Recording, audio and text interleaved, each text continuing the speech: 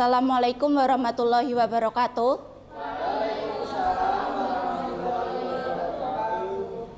Sebelumnya, apakah kalian semuanya hari ini baik-baik saja? Oke, sebelum mulai pembelajaran, alangkah baiknya kita berdoa. Apakah ada yang mau memimpin doa? Ayo Bu. Ayo. Tempat duduk siap. Doa mulai. Selesai. Oke, terima kasih. Sebelumnya, ada yang mau membantu Ibu untuk menggeser slide, Mbak Faid? Iya.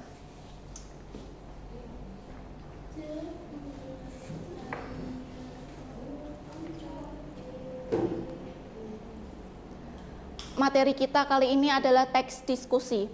Teks diskusi adalah teks yang menyajikan dua pendapat yang tidak sama tentang suatu hal, baik pro atau kontra, yang membuat kedua pihak saling membahas masalah yang menjadi persoalan dalam diskusi.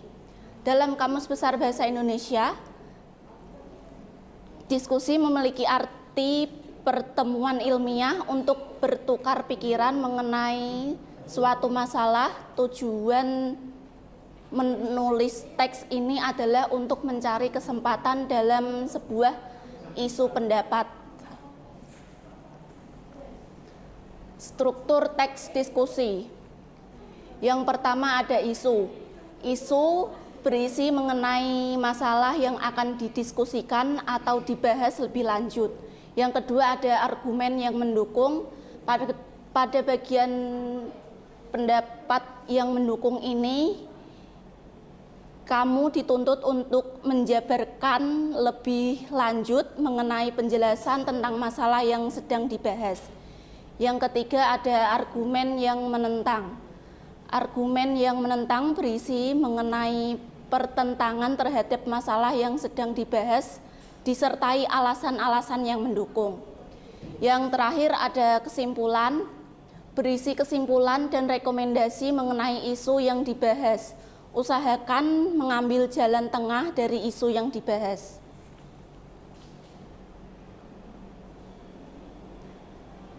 Ciri-ciri teks diskusi.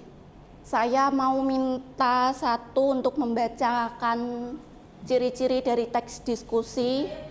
Iya, Mbak Rahma.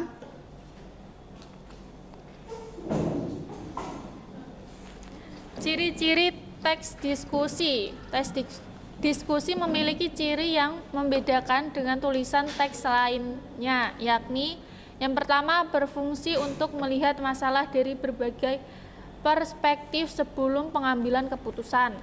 Yang kedua, membahas permasalahan yang ada di lingkungan sekitar, khususnya yang berdampak pada masyarakat luas. Yang ketiga, menggunakan konjungsi perbandingan. Konjungsi tersebut berguna untuk mempertentangkan kedua gagasan yang berlainan. Yang keempat, memiliki argumen pro dan kontra untuk melihat permasalahannya. Yang kelima, struktur teks diskusi terdiri atas isu, argumen penentang, dan argumen pendukung dan simpulan atau rekomendasi. Yang keenam, menggunakan secara proporsional verba material, verba relasional, dan verba mental, mempertegas kontras. Dan yang terakhir, menggunakan klasifikasi pernyataan pro dan kontra atas sebuah kemungkinan dalam membentuk opini dan rekomendasi. Sudah, Bu? Ya, terima kasih, Mbak Rahma. Yang selanjutnya ada kaidah kebahasaan dalam teks diskusi. Saya minta Mbak Via untuk membacakannya.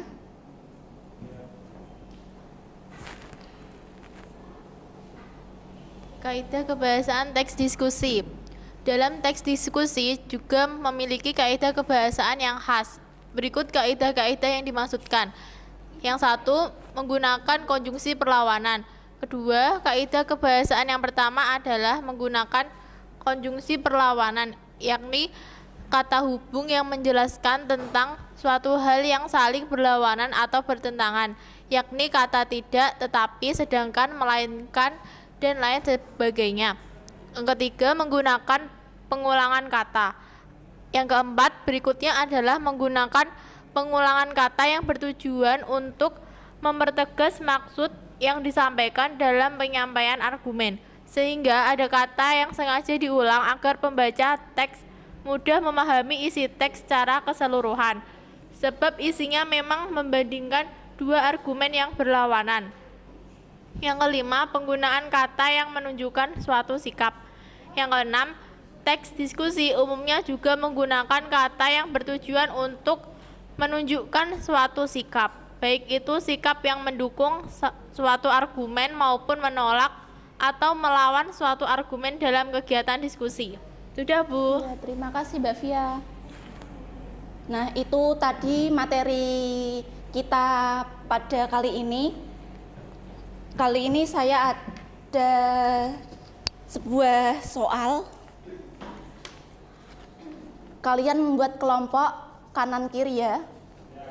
Ini ada kolom, kalian isi cari contoh dari teks diskusi. Temanya bebas apa aja.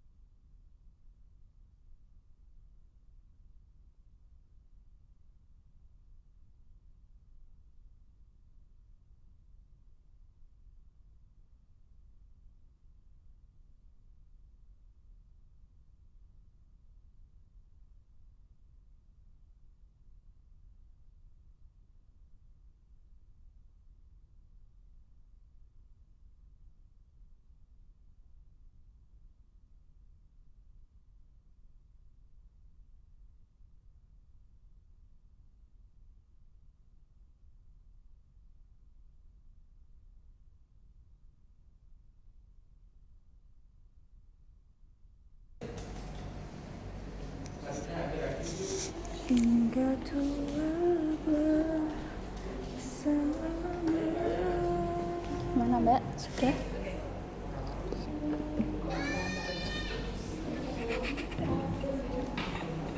Sudah ya, waktunya habis. Saya minta pada kelompoknya Mbak Ayah untuk maju. Perwakilan saja tidak apa-apa. Untuk dibacakan.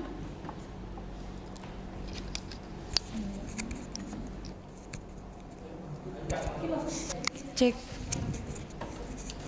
Saya akan membacakan contoh teks diskusi yang sudah saya buat bersama kelompok saya. Yang pertama yaitu dengan struktur isu. Sampah menjadi salah satu masalah yang sangat meresahkan karena mempunyai dampak buruk bagi lingkungan. Sampah bisa menjadi sumber penyakit. Hal ini tidak terlepas dari permasalahan penanggulangan sampah yang kurang tepat. Kemudian pada struktur yang kedua yaitu argumen yang mendukung. Kalimatnya yaitu, bagi sebagian orang sampah adalah sesuatu yang tidak dibutuhkan lagi sehingga harus dimusnahkan. Namun bagi orang yang mencintai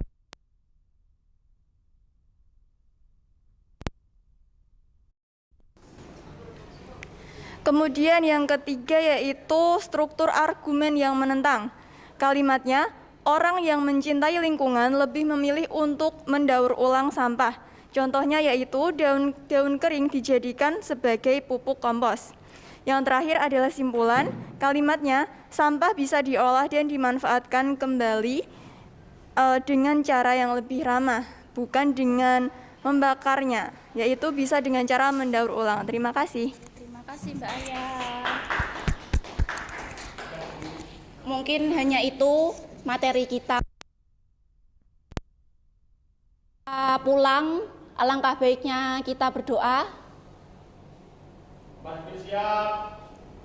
Doa mulai. Doa selesai. Oke, terima kasih. Assalamualaikum warahmatullahi wabarakatuh.